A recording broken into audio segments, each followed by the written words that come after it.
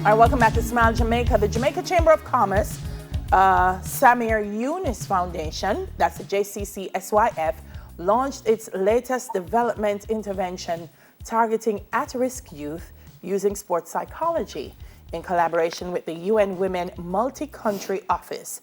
This morning we discussed the details about Beyond Sports, enabling life skills for youth.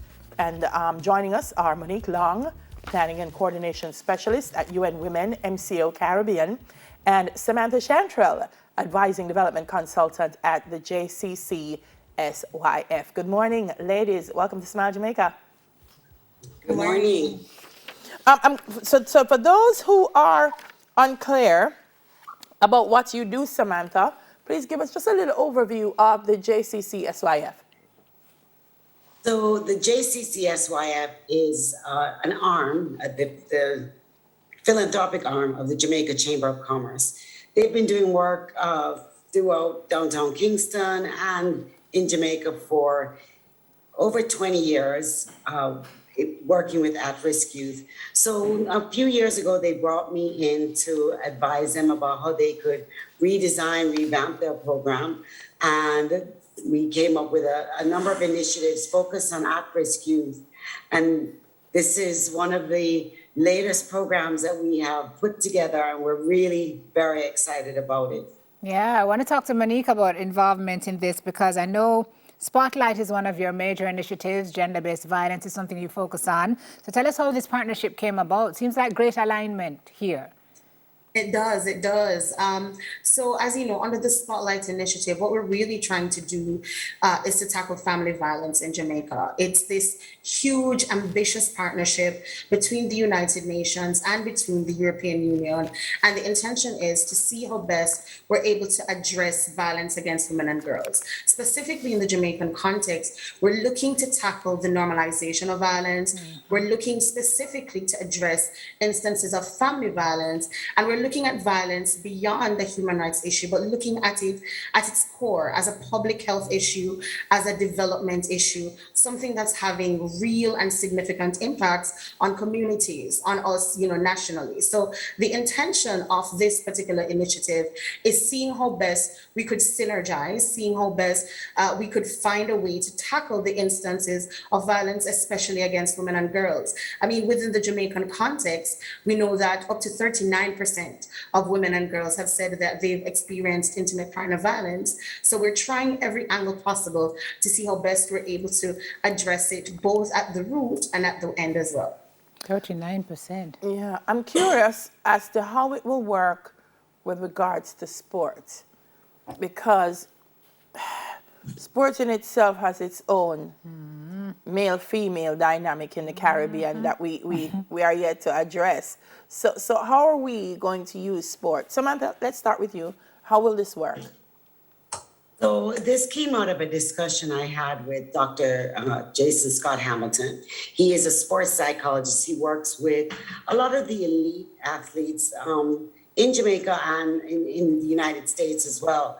He and another organization based out of Australia had come up with a program that targets really the psychosocial element of athletics, which in many ways follows the same kind of pattern of goal orientation. And they had put this thing together and actually run the program in inner city communities in South Africa, in Miami, and also in Australia. So it was out of that. And I would love to, I wish Dr. Hamilton could be here. He's unfortunately away at the Commonwealth Games, but it's using a step of the psychosocial elements that is going to take us through a number of steps for youth, goal orientation, how they deal with conflict, how they deal with, just norms, how they deal in teams. So it's a number of different steps that we take them through in the program. We understand that a team of these licensed clinical psychologists based in Jamaica, so Dr. Hamilton is the head of Elite, right? Based in Jamaica. Yes. And Miami, improving the performance of athletes, entertainers, sports franchises, and organizations. He said that the team and doctoral students have identified high schools where you're going to be doing those evaluations using models and tools on the students. How did you identify them, Sam? How did you, and how many will there be? So this is a pilot. So we are looking between maybe 4 and 5 schools initially. We haven't finalized all of the schools, but we are targeting, although it won't be exclusively, but targeting boys' schools across, well, in Kingston and maybe in Clarendon for now. Okay. All right, Monique, back to you. What are the long-term goals, and how do we monitor and evaluate the success of a program like this? Well, one of the key things is, the long-term goal really is for us to be working in communities, seeing how best we can change the understanding of gender dynamics, gender socialization, going to the root of what really ultimately very often ends up in gender-based violence. I think preventative programs like this really are about working at dismantling some of the misconceptions that we have, dismantling what we think, are some of the harmful gender norms and the harmful gender roles that ultimately have the potential to end up in gender-based violence. So through programs like this, the intention truly is working with communities, working with people where they are, to see how best we can break apart some of what are the root causes of violence, to improve their prospects, to improve their understanding of their place in the world, to build up their skills, to manage conflicts, to manage relationships, to make choices that don't lean into violence but are healthy, that build on them and themselves. And I think that's one of the key things with preventative programs. I think one of the excellent things about how this particular program is going to be monitored is that we're not trying to tick boxes. We're trying to work with young people. We're trying to monitor their progress throughout the program. And one of the excellent things that is going to be a key part of that is having them journal. So we're going to have the young people who are engaged in the program journaling their experience from start to finish. Immediately, you're going to be able to see how they're experiencing the program, some of the pitfalls, some of the gaps, some of the issues they're facing. But ultimately, we're hoping to see what the trajectory of change looks like, how they experience the information being shared, how they feel valued with the information being shared and the program itself, in hopes of ensuring that we're documenting it from their perspective, documenting it in a way that is meaningful to them and is really true to how they're experiencing it. So we're really excited about this program because it has this innovative kind of, root. The intention is for us to continue to be creative, continue to be innovative, to ensure that we're meeting people where they are, especially young people, and ensuring that any programs are building out, any initiatives when we go into communities, it's stuff that is meaningful to them, stuff that they're actually excited about engaging with. Sounds really good, Monique. I'm curious, one of 5 CARICOM member states, Jamaica, is Jamaica. We are one of, okay, English fails me there, but we're receiving direct support from the EU-UN Global Spotlight Initiative. I'm curious, just quickly before we head back to Sam for the last word, how it's been going. How are we shifting mindsets? How are we changing perceptions? How are we targeting the violence and some of these psychosocial issues that will be front and center in this initiative?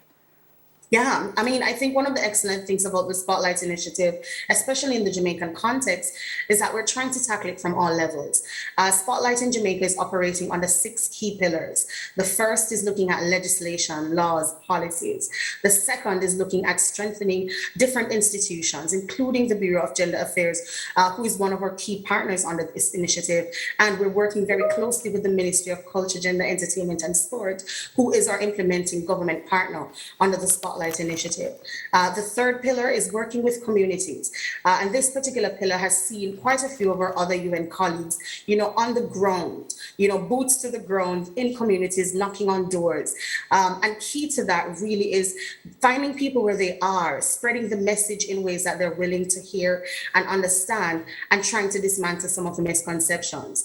Pillar 4 is looking very closely at how we improve services, access to services and quality of services. Pillar 5 is looking at data, and that's one of the key areas that we're leading on because we recognize the importance of having the right data and using the data to guide how we're creating programs, policies, whatever it is that we're doing. And finally, the sixth pillar is working with community-based groups. And this is building out the women's movement, building out civil society organizations, which is going to be the crux of the program because it feeds so meaningfully into sustainability. What happens after the money ends? It really is going to be all of these civil society and women's groups, organizations who have been doing the work from Wapikil Phillip will continue to do the work after the funds end. Yes. So again, I think, Spotlight is truly innovative because it really is tackling the issue at all levels and trying to ensure that we're leaving a real sustainable mark even after the program ends. Okay. Excellent. So Sam, you kick off when? Program will run for how long? We are looking to run the program over several months. We are working out what that looks like, but we're in the planning stages. We've just done the training with the field psychologists. They're the ones that are also going to be working with these young people every day. So we're excited about that. And they're the ones that are going to be doing the monitoring and, having your own private psychologist that you can pick up the phone and talk to is always a good thing, I think. But we should be getting started, I think, within the next couple of weeks as school starts back and kids start to come back in to do their sports programs prior to school restart in September. Awesome. Fantastic. Sounds like a great program. Congratulations to you on this initiative, and we wish you all the best with it. And when you run the pilot, come back and let us know what the results are. Appreciate you both this morning. Thank you, Monique Long, Planning and Coordination Specialist at the UN Women MCO Caribbean, and Samantha Chantrell, Advising Development Consultant at the Jamaica Chamber of Commerce, Samir Yunus Foundation. Miss Harris. On the other side of the break, we speak with a Global Prize student 2022 is Sheba Cornwall. Simone's got that one. Listen, come.